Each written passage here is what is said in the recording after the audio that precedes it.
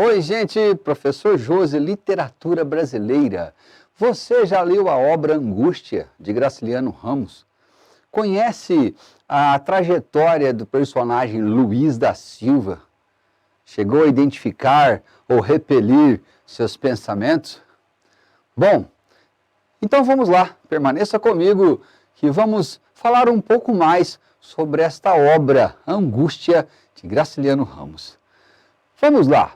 Olha, a primeira coisa, quando procuramos contextualizar uma leitura, é conhecer ali parte do que rolava nesse período de publicação dessa obra. Como vocês podem observar, Angústia é uma obra do autor Graciliano Ramos, publicada em 1936. Graciliano Ramos, ele pertence a um grupo de escritores inseridos na chamada prosa de ficção regionalista. Essa prosa é parte da manifestação literária de uma época que chamamos Geração de 30. A Geração de 30 é aquele grupo de autores, aquela forma de expressão que marcou ali de 1930 a 1945, e também é conhecida como segunda geração modernista. As principais características dessa geração são a consolidação das conquistas de 22, a prosa regionalista e o engajamento social e político de seus autores. Portanto, Graciliano Ramos já é conhecido pela sua obra Vidas Secas. A obra Angústia, ela é um pouco diferente de obras como Vidas Secas, São Bernardo. O que ela tem de diferente? Qual é a sua estrutura? Quais suas principais características? O que eu devo guardar e resguardar desta trajetória do Luiz da Silva? Para facilitar este processo, vamos seguir aqui o que nós determinamos como os elementos básicos de uma narrativa, elementos básicos da prosa. Desta maneira, começamos pelo narrador. O narrador da obra Angústia é o próprio Luiz da Silva. Portanto, é uma obra escrita em primeira pessoa. Sabemos que a obra escrita em primeira pessoa está sujeita às interpelações, aos devaneios, né, às argumentações do próprio narrador. Esta obra Angústia, então, ela acontece em primeira pessoa. Quanto aos personagens, eu destaquei aqui aquele que eu chamo o trio que compõe a trama central ali, o clímax dos acontecimentos. Vejamos, eu tenho aqui Luiz, que é o nosso narrador, Marina e Julião Tavares. Outros personagens giram em torno destes aqui. Em torno de Luiz, você tem a sua ajudante, a Vitória. Em torno de Marina, nós temos os familiares de Marina, o pai e a mãe, que moram ali ao lado de Luiz, são vizinhos. Julião Tavares, ele é um colega de profissão aí do Luiz, trabalha numa repartição de um jornal. Isso. Quanto ao tempo, o tempo da obra é um tempo que oscila entre o presente e o passado. O tempo presente é uma das prisões do personagem Luiz. Luiz não é um cara bem-sucedido. Ele tem pouco dinheiro, sua profissão ali é para se manter. Ele aluga uma casa e está sempre reclamando do valor desse aluguel. E pelo que é descrito, é uma casa não muito bem cuidada, né? Divide espaço ali às vezes com roedores. É uma casa de, digamos, parede meia. E, inclusive, o que se faz na casa da Marina, ele escuta na sua própria casa. O espaço da obra, nós podemos convencionar que a obra, enquanto está no presente, a narrativa no presente, ele está ali num centro, no território urbano de Maceió. Mas, quando acontecem as digressões, os flashbacks, e a memória do Luiz é ativada, ele recorda aí o tempo em que ele morava no interior, seria um aspecto rural. Tá? Relacionando esses espaços, o espaço passado, que nós chamamos de micronarrativa, o espaço rural, quando acontecem as memórias de Luiz, é um espaço que está ligado ao contexto da República Velha, né? Já o espaço presente está ligado ao contexto já de Getúlio Vargas. Em relação ao discurso, nós temos um discurso indireto, livre. Em alguns momentos, os personagens, eles têm voz, eles têm fala, né? O autor permite algumas expressões dos personagens. E quanto ao enredo, nós temos aqui já, no começo da obra, nós já nos deparamos com Luiz contando um pouco sobre as suas memórias e depois já inserindo a presença de Marina, como ele se apaixonou por Marina, sendo esta parte a primeira da nossa obra, que eu coloquei aqui para vocês lembrarem. O primeiro ponto de contato é narrado como Luiz foi, no caso, para a cidade, narrando suas memórias e como desperta a paixão por Marina. Seria a primeira parte ali. Depois, ele já insere num contexto que nós chamamos de punição do amante. É assim, eu explico. Luiz apaixona-se por Marina, sua vizinha, e Marina é uma garota fuleira, dependendo do ponto de vista, ela pode ser classificada como uma garota à frente do pensamento das outras mulheres ali da época. Dependendo da análise, você vai julgá-la como superficial, né? Como fútil, como uma mulher objeto. Se você tomar como base o pensamento do próprio Luiz e o pensamento do próprio pai da Marina, Marina é uma mulher superficial. Agora, tomando por base os pensamentos da própria Marina, suas ações, a afeição que ela tem com algumas vizinhas ali, que são meretrizes, e ela é uma mulher ligada a um contexto à frente, vanguardista, né? Então depende da perspectiva. Mas, vejamos, nesse cenário, Luiz apaixona-se por Marina, eles têm alguns encontros, marcam de encontrar no meio da noite, né, ali entre a casa deles mesmo, eles estão namorando, assim, digamos. Luiz, por uma questão de respeito, até propõe o casamento com Marina.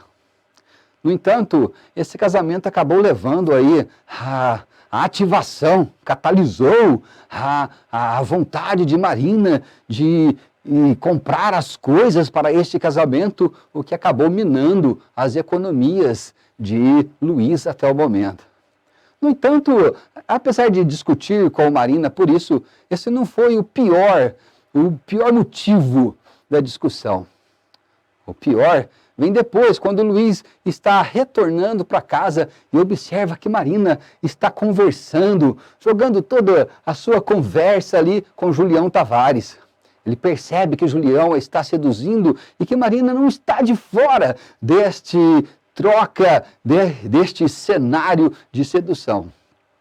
Apesar de discutir e passar um tempo da obra aí, longe desse contexto, os dois permanecem juntos por mais um tempo, mas causa aí um esfriamento nessa relação.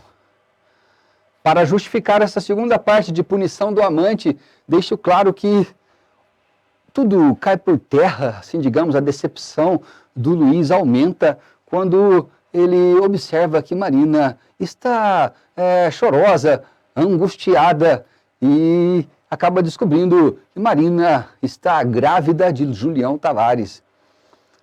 Aqui eu aproveito para apresentar outro personagem, Julião Tavares, colega aí de profissão, trabalha com o Luiz. No entanto, Julião Tavares é um cara petulante, conhecido por deflorar mocinhas pobres, pouco instruídas ali da região.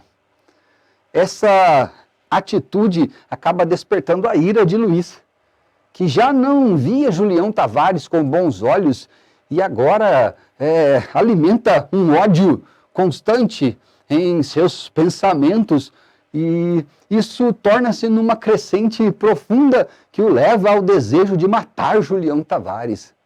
É o que acontece com essa segunda parte aqui, a punição do amante, que é o amante, Julião Tavares. Até que Marina não leva a gravidez adiante. Ela decide visitar uma parteira e, obviamente, não para ter a criança, mas para realizar o aborto. Neste caminho, ela é seguida por Luiz. Luiz a segue ali a uma certa distância e observa o que Marina tem feito. Acredito que ele acaba incorporando essa angústia, esse sofrimento, essa decepção que a própria Marina absorveu, né, nessa relação com Julião Tavares. Fato é que, em determinado momento, quando o Julião está caminhando, regressando para casa, provavelmente de uma dessas suas investidas, provavelmente após deflorar outras moças ingênuas de sua região, está retornando para casa aí, num ambiente silencioso, provavelmente isolado. Luiz segue Julião Tavares e quando ele nota que está numa região mais distante, ele observa que ele pode acabar com a vida de Julião Tavares. Essa angústia o leva a praticar este ato, né? Como que ele faz isso? Aí eu entro neste desenho que acabei de fazer. Aqui do lado tem uma corda. E esta corda simboliza uma espécie de presente que o seu Ivo, um outro personagem da trama que está ligado aqui ao contexto do Luiz. Seu Ivo era uma espécie de mendigo, um andarilho, alguém que estava sempre na região ali pedindo um prato de comida. E Luiz deu um prato de comida para o seu Ivo, e talvez em retribuição, seu Ivo coloca uma corda em cima da mesa, um pedaço de corda em cima da mesa, e oferece de presente a Luiz, que a princípio acha aquilo inútil, no entanto, acaba relacionando com o objeto. Tanto que o objeto é colocado no seu bolso, né? Ele guarda essa corda consigo e às vezes, quando está com raiva, chega a apertar a corda ao ponto de ficar o sinal da corda em suas mãos. Retomando então o processo da punição do amante, é nele. Ele está com essa corda em mãos, nesse ambiente isolado, e usa dessa corda para enforcar, né, o nosso Julião Tavares. Para simular um suicídio, ele acaba ali erguendo com sufoco o Julião sobre os galhos de uma árvore, né, para que não seja culpado, para que em sua cabeça não deixe indícios. Aí passamos para a porção final, onde vivemos a autopunição, que é uma questão de culpa.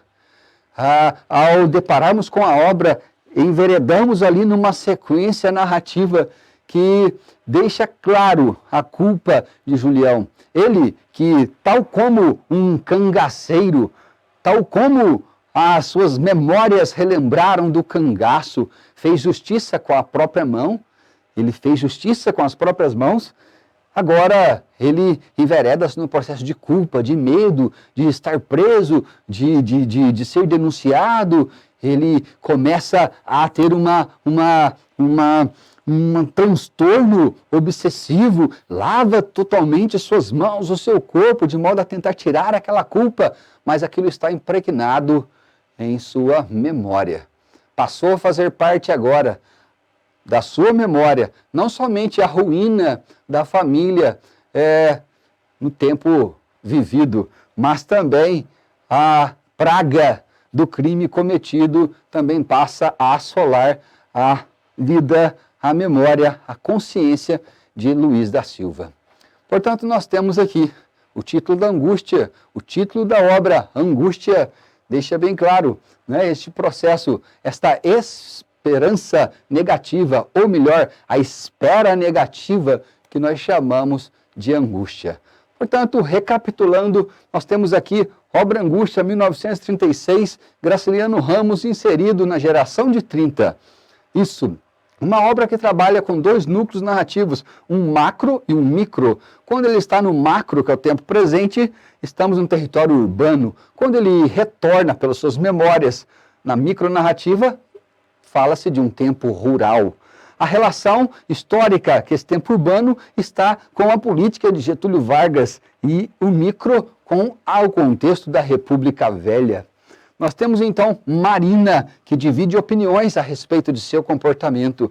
Temos Luiz, que é um homem preso, digamos, em dois momentos, o seu passado e o seu presente, totalmente insatisfeito. Ele que carrega essa espera negativa que nós chamamos de angústia. E do outro, o que nós podemos entender aí como um vilão, ou Julião Tavares, né? Este antagonista, este personagem que, embora pratique coisas deploráveis, né? Não foi levado ao contexto de justiça, mas ao fazer justiça com as próprias mãos. Luiz mata Julião Tavares e acaba absorvendo, potencializando a culpa que ele carrega das suas negativas em vida. Bom, esta é a nossa proposta para facilitar a sua vida e despertar algumas perspectivas possíveis na leitura da obra Angústia, de Graciliano Ramos. Tudo bem, meu querido? Espero que tenha colaborado. Curta o nosso canal, ative o sininho para receber outras orientações. E muito obrigado. Valeu, até mais.